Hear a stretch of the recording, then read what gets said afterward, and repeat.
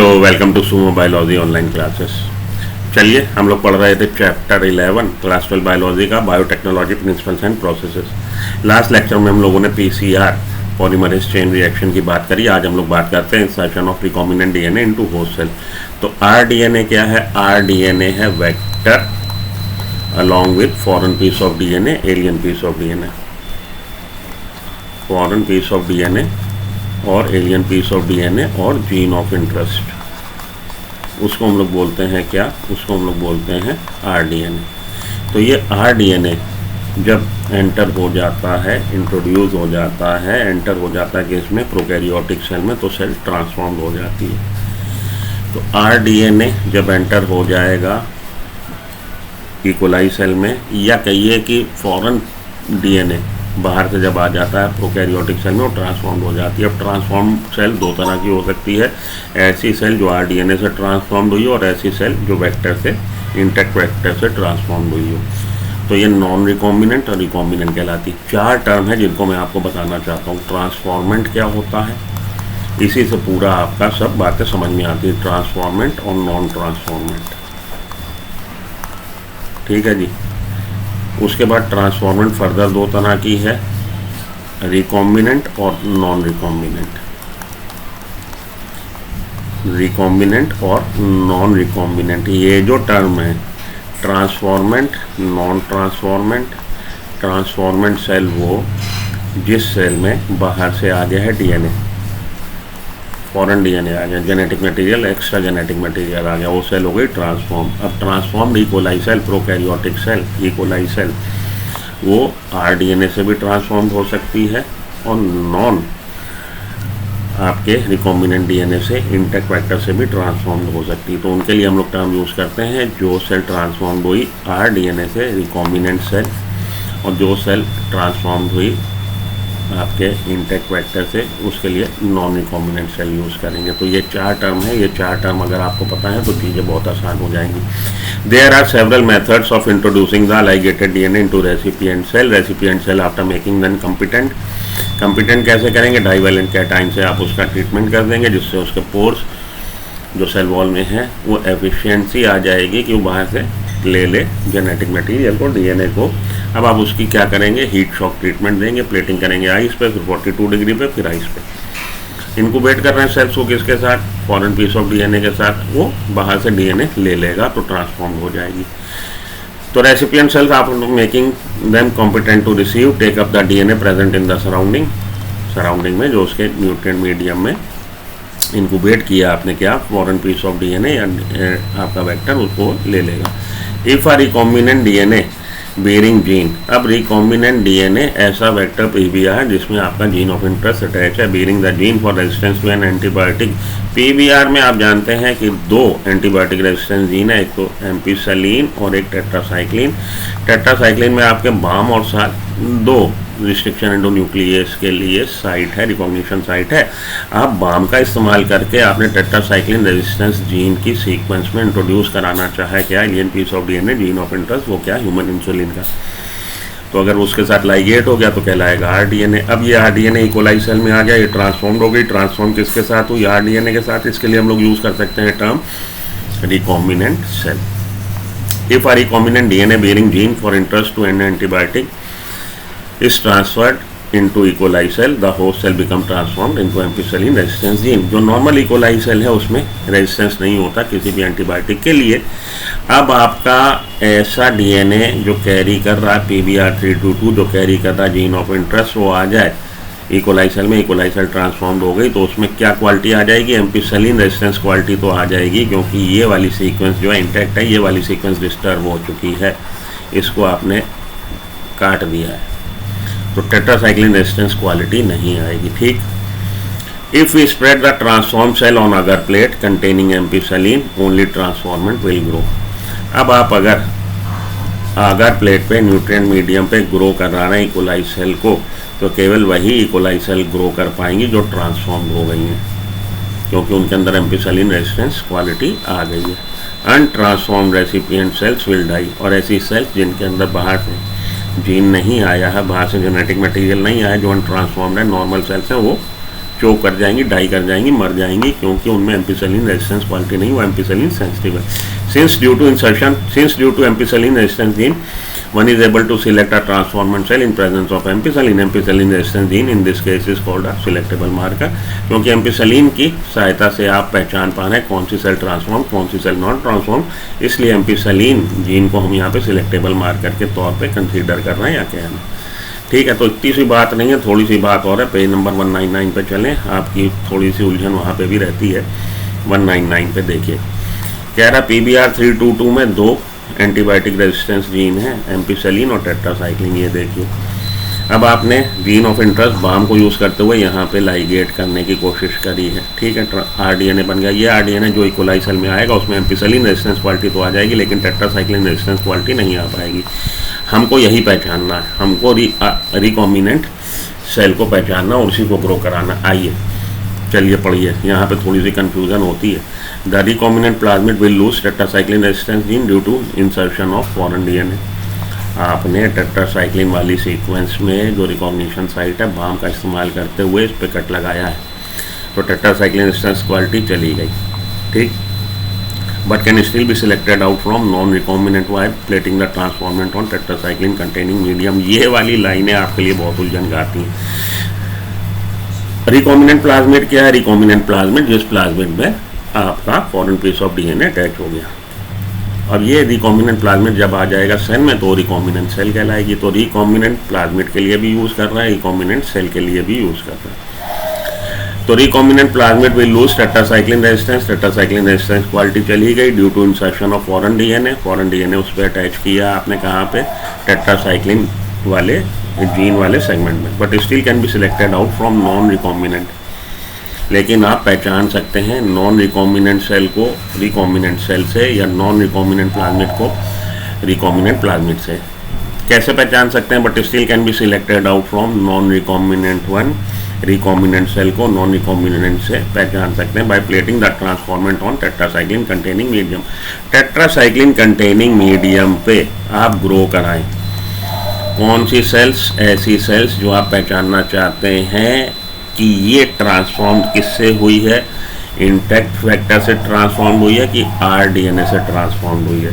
तो एक के लिए टर्म ट्रांसफॉर्म तो हुई है, transformant by plating the transformant on tetracycline. Transform तो सेल हो गई, उसमें बाहर से जेनेटिक मटेरियल आ गया, लेकिन इंटैक्ट प्लाज्मिड आया है कि RDNA आया है. तो ट्रांसफॉर्मेंट सेल की 2 कैटेगरी हो गई, नॉन रिकॉम्बिनेंट और रिकॉम्बिनेंट. ठीक है, तो यहाँ पे देखिए, can still be selected out from non recombinant one by plating the transformant on tetracycline containing medium. Recombinant यहाँ पे प्लाज्मिड यूज़ किया था टर्म, यहाँ पे सेल यूज़ किया है टर्म. तो रिकॉम्बिनेंट प्लाज्मिड या रिकॉम्बिनेंट सेल को नॉन रिकॉम्बिनेंट सेल से पहचानने का तरीका है कि आप ट्रांसफॉर्मेंट सेल को ग्रो करा दें टेट्रासाइक्लिन कंटेनिंग मीडियम पे. तो कौन सी सेल ग्रो करेगी? जिसमें इंटैक्ट प्लाज्मिड आ गया था वो ग्रो कर जाएगी टेट्रासाइक्लिन कंटेनिंग मीडियम पे, लेकिन वो सेल जिसमें RDNA आया वो ग्रो नहीं करेगी. तो आप कहिए कि recombinant cell tetracycline containing medium पे ग्रो नहीं करेगी, जबकि नॉन रिकॉम्बिनेंट सेल ग्रो कर जाएगी. तो रिकॉम्बिनेंट सेल से ही आपको मिलना है आपका पसंद का प्रोडक्ट. अब आप यहाँ पे सोचोगे यार रिकॉम्बिनेंट सेल को मार दिया हमने, अब हम पसंद का प्रोडक्ट कैसे लेंगे? तो यहाँ पे कुछ बातें हैं जो आपको उलझन देती है, जो मैं आपको भी एक्सप्लेन करता हूँ. The transformant growing on ampicillin containing medium then transferred on a medium containing tetracycline. Transformant cell जो ग्रो कर रही है एम्पिसिलिन कंटेनिंग मीडियम पे, उसको आपने ट्रांसफ़र कर दिया किस पे? टेट्रासाइक्लिन कंटेनिंग मीडियम पे. तो टेट्रासाइक्लिन कंटेनिंग मीडियम पे वो सेल ग्रो नहीं करेगी जो ट्रांसफॉर्म हुई है RDNA से. टेट्रासाइक्लिन कंटेनिंग मीडियम पे वो सेल ग्रो कर जाएगी जो ट्रांसफॉर्म हुई है इंटैक्ट प्लाज्मिड से. The recombinants will grow in ampicillin containing medium but not on containing tetracycline, but non recombinant will grow on the medium containing both. ठीक है, आइए ये सब बातें अगर आपकी समझ में नहीं आई मैं आपको समझाता हूँ. आइए आगे चलें, इधर आ जाइए. तो वही सारी बातें हैं, वही सारा हम लोग पढ़ चुके हैं जो आपकी NCERT में दिया. आगे चलता हूँ. ये भी आपकी एनसीईआरटी की पेज नंबर 199 की आपकी कहानी है, और ये कहानी है आपकी पेज नंबर, आइए देखें यहाँ पे पेज नंबर, ये वाली पेज नंबर 203 की। आइए, ये आपकी 199 की और ये 203 की स्टोरी जो हम लोग अभी पढ़ रहे थे। If you spread the transformant cell on agar containing medium agar plate, if it spread the transformant cells on agar plates containing ampicillin only transformant will grow. तो केवल ट्रांसफॉर्म सेल ग्रो होगी एम्पिसलीन पे, नॉन ट्रांसफॉर्मेंट ग्रो नहीं होगी। ठीक है, since due to ampicillin resistance gene, ये सारी बात उसने बताई। और उससे पहले 199 पे जो कंफ्यूजन था उसको मैंने फिर से रीड आउट किया। देखिए है क्या, ये आपने एक पेट्री डिश है, पेट्री डिश में आपने ग्रो कराया, ये न्यूट्रिएंट मीडियम है, उस पर आपने बैक्टीरियल कॉलोनी बनवा ली। ये बैक्टीरिया की कॉलोनी है, ये जो दिख रही है आपको 1 2 3 4 5 कॉलोनीज यहाँ दिख रही हैं। ठीक, अब ये आपकी मास्टर प्लेट कहलाएगी। आप क्या करेंगे, आप वुडन लॉग लेंगे, वुडन लॉग लिया, लकड़ी का लट्ठा कह लीजिए, लकड़ी की पकड़ कह लीजिए, जिस पे लगा है वॉल्वेट, आपका क्लॉथ लगा, स्टीराइल है। अब आप इस पर जैसे स्टैंप लगाते हैं, स्टैंप लगाते कभी देखा आपने, स्टैंप पैड होता है, और स्टैंप पैड पे आपने स्टैंप लगानी हो तो स्टैंप को ऐसे उस पर हल्का सा प्रेस करके पेपर पे लगा दें तो इम्प्रेशन आ जाता है। वही चीज़ हमें यहाँ करनी। मास्टर प्लेट पे ये sterile velvet on a block, wooden block पे, इस पे आपने इम्प्रेशन ले लिया तो ये बैक्टीरिया की पांचों जो कॉलोनी है, कुछ बैक्टीरिया यहाँ आ गए। अब आप इसको ग्रो कराइए। इस बैक्टीरिया को आप, एक आपने न्यूट्रिएंट मीडियम है जिसमें एम्पिसलीन नहीं है, टेट्रासाइक्लिन नहीं है, lacks ampicillin lacks tetracycline, nutrient medium complete nutrient medium है, उस पर आपने इसको टच करा दिया, बैक्टीरिया कुछ इधर ट्रांसफ़र हो गए, ऑब्जर्व किया कॉलोनीज, पांचों की पांचों कॉलोनीज ये यहाँ पे बन जाएंगी, क्योंकि इस वाले मीडियम में ना एम्पिसलीन था ना टेट्रासाइक्लिन था।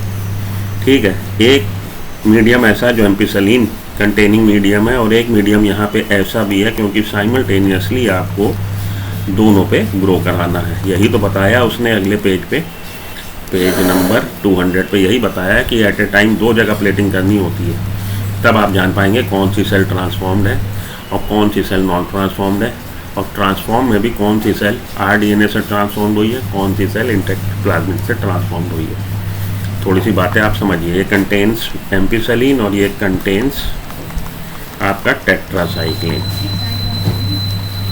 ठीक है जी, जब आपने ये वाला जो आपने इम्प्रेशन ले लिया है वो इस पे छुआ दिया, टच करा दिया, तो ये जो 5 बैक्टीरिया की कॉलोनीज थी उनका इम्प्रेशन यहाँ आ गया, और कुछ देर बाद आप देखेंगे कि केवल 3 कॉलोनी बची, ए कॉलोनी, बी कॉलोनी और सी कॉलोनी। डी और ई डाइड आउट हो गई, डी और ई नहीं बची। तो इसका क्या मतलब है, इसका ये मतलब है डी और ई सेंसिटिव टू एम्पिसलीन है, वो ट्रांसफॉर्म नहीं हुई। अगर ट्रांसफॉर्म हुई होती तो उनमें एम्पिसलीन रेजिस्टेंस क्वालिटी आ जाती, लेकिन ये जो आपकी ट्रांसफॉर्म सेल कॉलोनी है ए बी सी, इसमें से कुछ कॉलोनीज ऐसी हैं जो रिकॉम्बिनेंट कहलाएंगी और कुछ ऐसी हैं जो नॉन रिकॉम्बिनेंट कहलाएंगी। रिकॉम्बिनेंट वो कहलाएंगी जिनके अंदर आरडीएनए आया है, और नॉन रिकॉम्बिनेंट वो कहलाएंगी जिनके अंदर प्लाज्मिड आया है। ठीक है, तो अब आपने ये जो कंटेनिंग टेट्रासाइक्लिन कंटेनिंग मीडियम पे कंटेन्स टेट्रासाइक्लिन, इस पे भी आपने ये 5 कॉलोनीज का इंप्रेशन दे दिया, तो आप देखेंगे कि केवल इसमें मानिए ये ए बी सी इधर बची हुई थी, उनमें से ए और सी बची, बी नहीं बची। तो इसका मतलब है बी कॉलोनी ऐसी है जो केवल आपके मतलब की है, बी कॉलोनी केवल ऐसी है जो आपके मतलब की है, यह बी कॉलोनी। इस वाले मीडियम पर टेट्रासाइक्लिन कंटेनिंग मीडियम पे ए और सी सर्वाइव कर गई, बी नहीं सर्वाइव करी। तो इसका मतलब है ये ट्रांसफॉर्म तो हुई लेकिन आरडीएनए से ट्रांसफॉर्म हुई। एम्पिसलीन कंटेनिंग कल उस पर एम्पिसलीन रेजिस्टेंस क्वालिटी तो आ गई, टेट्रासाइक्लिन रेजिस्टेंस क्वालिटी नहीं आई क्योंकि ये ट्रांसफॉर्म्ड हुई है आरडीएनए से। ये जो हमारा PBr322 था, इसमें यहीं पे टेट्रासाइक्लिन वाले सीक्वेंस में आपने इंट्रोड्यूस कराया ह्यूमन इंसुलिन। ये वाला नहीं बनी कॉलोनी, यहाँ पे बी वाली ए और सी बन गई। ए और सी इसलिए बन गई क्योंकि ये ट्रांसफॉर्म हुई है इंटैक्ट प्लाज्मिड से। अब जो आपके मन में दुविधा आती है जब आप एनसीईआरटी पढ़ते हो, कहता है जी आपने पहचान लिया, जब वो मर गई तो हमारे पास अब सेल्स कहाँ हैं कि हम फिर से उसका कल्चर फॉर्मेशन कर दें। ये आपके पास मास्टर प्लेट है। अब आप समझ गए कि ये वाली जो कॉलोनी है हमें इसी बैक्टीरिया का कल्चर फॉर्मेशन करना है बायोरिएक्टर में। मास्टर प्लेट तो आपके पास है ना, आप फिर से ही करोगे, इम्प्रेशन लोगे और बी कॉलोनी का ही लोगे और बी कॉलोनी का अब आप कल्चर फॉर्मेशन करवाएंगे बायोरिएक्टर में। समझ में बात आई? बिल्कुल आई होगी बेटा। आपने एट अ टाइम 2 जगह प्लेटिंग करी, एम्पिसलीन पे भी, टेट्रासाइक्लिन पे भी। एम्पिसलीन वाले कंटेनिंग मीडियम पे वो कॉलोनी ग्रो कर जाएंगी जो कॉलोनी ट्रांसफॉर्म्ड हुई है। तो ये वाली 3 तो ट्रांसफॉर्म्ड हुई है, ये वाली 2 ट्रांसफॉर्म नहीं हुई है, आपकी नॉर्मल इकोलाई सेल है, वो एम्पिसलीन पे ग्रो नहीं करेंगी। अब ये जो 3 कॉलोनी ग्रो हुई, अब आपके लिए उलझन वाली बात यह है कि इन 3 कॉलोनी में जो ट्रांसफॉर्म्ड हुई है उनके अंदर प्लाज्मिड कौन सा आया है, आरडीएनए आया है कि इंटैक्ट प्लाज्मिड आया है। जब आप टेट्रासाइक्लिन कंटेनिंग मीडियम पे साइमल्टेनियसली ग्रो कराया तो इनमें से जो कॉलोनी डाइड आउट हो जाएगी भैया, जो एम्पिसलीन कंटेनिंग मीडियम पे जो कॉलोनीज बच गई थी उनमें से जो टेट्रासाइक्लिन कंटेनिंग मीडियम पे ग्रो नहीं करेंगी, आपके लिए वही काम की, वही ट्रांसफॉर्म्ड हुई है आरडीएनए से। जो एम्पिसलीन कंटेनिंग मीडियम पे बच गई हैं वो ट्रांसफॉर्म्ड हुई हैं इंटैक्ट प्लाज्मिड से। तो उनके लिए टर्म यूज़ करेंगे हम ट्रांसफॉर्मेंट। और ट्रांसफॉर्मेंट में further 2 category, non recombinant, recombinant. यही उसने बोला कि आप पहचान लोगे, कैसे पहचान लोगे। आइए अब बुक पे चलिए। अब आपको इतना बताने के बाद पेज नंबर 199 पे आइए, जो आपको उलझन देती हैं बातें, ये देखिए। आपका मुख्य उद्देश्य क्या है, लाइनों पे ना जाइए, भाव को समझिए। आपका मुख्य उद्देश्य है कि आपको रिकॉम्बिनेंट सेल को पहचानना है, क्योंकि रिकॉम्बिनेंट सेल वो है जिसके अंदर आरडीएनए आया है, यही आपको ह्यूमन इंसुलिन देगा। द रिकॉम्बिनेंट प्लाज्मिड, और रिकॉम्बिनेंट प्लाज्मिड कौन सा है, रिकॉम्बिनेंट प्लाज्मिड जिससे PBR322 जिससे जुड़ गया है आपका फॉरेन पीस ऑफ डीएनए, वो रिकॉम्बिनेंट प्लाज्मिड है। Will lose tetracycline resistance, tetracycline resistance चला गया क्योंकि फॉरेन डीएनए अटैच हो गया। लेकिन आपको रिकॉम्बिनेंट प्लाज्मिड को नहीं, रिकॉम्बिनेंट सेल को पहचानना है। Can be selected out from non recombinant से by plating the transformant. Transform तो दोनों ही हैं, ट्रांसफॉर्मेंट में तो दोनों ही आ रहे हैं, नॉन रिकॉम्बिनेंट, रिकॉम्बिनेंट। ट्रांसफॉर्मेंट और नॉन ट्रांसफॉर्मेंट को तो आप पहचान गए जब आपने एम्पिसलीन कंटेनिंग मीडियम पे ग्रो कराया। तो नॉन ट्रांसफॉर्मेंट वो तो मर गई, ट्रांसफॉर्मेंट जिंदा रही। अब ट्रांसफॉर्मेंट में वो जिनके अंदर आरडीएनए आया है, तो नॉन रिकॉम्बिनेंट और रिकॉम्बिनेंट ट्रांसफॉर्मेंट में उसके भेदभाव। तो रिकॉम्बिनेंट और नॉन रिकॉम्बिनेंट को आप जानना चाहते हैं तो ट्रांसफॉर्मेंट को जब आप टेट्रासाइक्लिन कंटेनिंग मीडियम पे शिफ्ट कर देंगे तो ट्रांसफॉर्मेंट में से केवल वही वाली टेट्रासाइक्लिन कंटेनिंग मीडियम पे डाइड होंगी जो आरडीएनए से ट्रांसफॉर्म हुई हैं। जो आरडीएनए से ट्रांसफॉर्म हुई हैं वो टेट्रासाइक्लिन कंटेनिंग मीडियम पे सर्वाइव नहीं करेंगी। जो इंटैक्ट प्लाज्मिड से ट्रांसफॉर्म हुई हैं वो सर्वाइव कर जाएंगी किसमें, आपके टेट्रासाइक्लिन कंटेनिंग मीडियम पे। तो आप पहचान जाएंगे कि कौन सी नॉन रिकॉम्बिनेंट है, कौन सी रिकॉम्बिनेंट है। The transformant growing on ampicillin containing medium transferred on a medium containing tetracycline. ठीक, recombinant will grow in ampicillin containing medium. तो ट्रांसफॉर्मेंट में से रिकॉम्बिनेंट एम्पिसिलिन कंटेनिंग मीडियम पे ही केवल ग्रो कर पाएगी, टेट्रासाइक्लिन पे नहीं कर पाएगी, but not on containing tetracycline. But non recombinant will grow on medium containing both. लेकिन नॉन रिकॉम्बिनेंट सेल जिसको आप ट्रांसफॉर्मेंट की ही कैटेगरी मान लीजिए, नॉन रिकॉम्बिनेंट सेल दोनों पे ग्रो कर जाएगी, will grow on medium containing both the antibiotic. तो यहाँ पे थोड़ी सी उसने लैंग्वेज इस तरह की लिख दी है कि आप कंफ्यूज होते हो, और ये जो मैंने आपको बना के दिखाया इससे बात आपको समझ में आई होगी। जब आपने एम्पिसिलिन कंटेनिंग मीडियम पे ग्रो कराया तो ट्रांसफॉर्मेंट ग्रो हो गई। ट्रांसफॉर्मेंट 2 तरह की, नॉन रिकॉम्बिनेंट, रिकॉम्बिनेंट। अब आप जब टेट्रासाइक्लिन कंटेनिंग मीडियम पे ग्रो कराएंगे तो कौन सी ग्रो होंगी, केवल वो ग्रो होंगी जो ट्रांसफॉर्म हुई हैं किससे, इंटैक्ट प्लाज्मिड से। आरडीएनए से जो हुई हैं वो ग्रो नहीं होंगी। तो केवल मानिए ए और सी वाली कॉलोनी बची, बी वाली नहीं बची, और बी वाली आपके काम की है। तो मास्टर प्लेट है ना आपके पास, उससे आप बी कॉलोनी लेके कल्चर फॉर्मेशन कर लोगे। तो आज के लिए इतना काफ़ी। ये मैंने पहले भी आपको एक बार एक्सप्लेन करने की कोशिश करी थी, आज फिर से उसको मैंने लिबर्टी लेते हुए, क्योंकि ये इम्पॉर्टेंट है, वहाँ पे आप लोग फंसते हो पेज नंबर 199 पे। ठीक है जी, तो ये वाला हो गया सेक्शन पूरा हमारा, ट्रांसफॉर्मेंट नॉन ट्रांसफॉर्मेंट कैसे पहचानेंगे और इनको हम लोग कैसे मतलब उसको हम लोग क्यों बोल रहे हैं सिलेक्टेबल मार्कर, क्योंकि सिलेक्टेबल मार्कर की सहायता से आप ट्रांसफॉर्मेंट और नॉन ट्रांसफॉर्मेंट को पहचान लेंगे और सिलेक्टेबल मार्कर की सहायता से आप रिकॉम्बिनेंट और नॉन रिकॉम्बिनेंट को पहचान लेंगे। दो जीन्स हैं, एक जीन की सहायता से आप रिकॉम्बिनेंट और नॉन रिकॉम्बिनेंट को पहचान लेंगे। वो वाला जीन, ध्यान दो, सुनो, वो जीन जिस जीन में आपने इंट्रोड्यूस किया है, इंट्रोड्यूस करने की कोशिश करी है फॉरेन डीएनए को, उस जीन की सहायता से आप नॉन रिकॉम्बिनेंट रिकॉम्बिनेंट को पहचान लेंगे, और दूसरा जीन जिसको आपने नहीं छेड़ा है उस जीन की सहायता से आप ट्रांसफॉर्मेंट और नॉन ट्रांसफॉर्मेंट को पहचान लेंगे। ये रट लो। अगर आपको नहीं समझ में आई इतनी देर का 20 मिनट का मेरा लेक्चर, अंत में बात ये रट लो, इससे आपका काम चल जाएगा। दो जीन्स हैं आपके पास, PBR322 में एंटीबायोटिक रेजिस्टेंस जीन दो हैं, एम्पिसिलिन और टेट्रासाइक्लिन। वो वाला जीन जिस जीन में आपने रिस्ट्रिक्शन एंडोन्यूक्लियस को यूज़ किया, वो जीन जिस जीन में रिस्ट्रिक्शन एंडोन्यूक्लियस जो आप यूज़ कर रहे हो उसकी रिकॉग्निशन साइट है यहाँ पे टेट्रासाइक्लिन, आपकी बुक में टेट्रासाइक्लिन का जिक्र है, तो टेट्रासाइक्लिन रेजिस्टेंस जीन, अगर मैं ऐसा बोलूँगा जनरल टर्म, जनरलाइज स्टेटमेंट हो जाएगा। स्टेटमेंट ये होना चाहिए कि वो जीन जिस जीन को आप कट लगा रहे हो, मतलब जिस जीन में रिकॉग्निशन साइट तो एम्पिसिलिन में भी है, टेट्रासाइक्लिन में भी है, टेट्रासाइक्लिन में बाम की और साल की है, ठीक है, एम्पिसिलिन में PST और PBU की है। जिस जीन में रिकॉग्निशन साइट को आप टारगेट कर रहे हो, आप ऐसा रिस्ट्रिक्शन एंजाइम यूज़ कर रहे हो जो उस जीन को काट दे, तो वो वाला जीन आपको हेल्प करेगा पहचानने में नॉन रिकॉम्बिनेंट सेल को रिकॉम्बिनेंट से, और दूसरा जीन जिसको आपने छेड़ा नहीं, इंटैक्ट छोड़ दिया, उस जीन की सहायता से आप पहचान सकते हो ट्रांसफॉर्मेंट सेल को नॉन ट्रांसफॉर्मेंट से। ये जनरल आप रट जाओ, आपका काम हो जाएगा। समझाने की कोशिश करी, समझ में आया तो बहुत अच्छा, नहीं समझ में आया तो और भी अच्छा। केवल वो दो बातें जो आपको मूल मंत्र दिया वो रट जाओ, बातें समझ में सब आ जाएंगी। मिलता हूँ ब्रेक के बाद। Good luck, goodbye, have a nice day, thank you.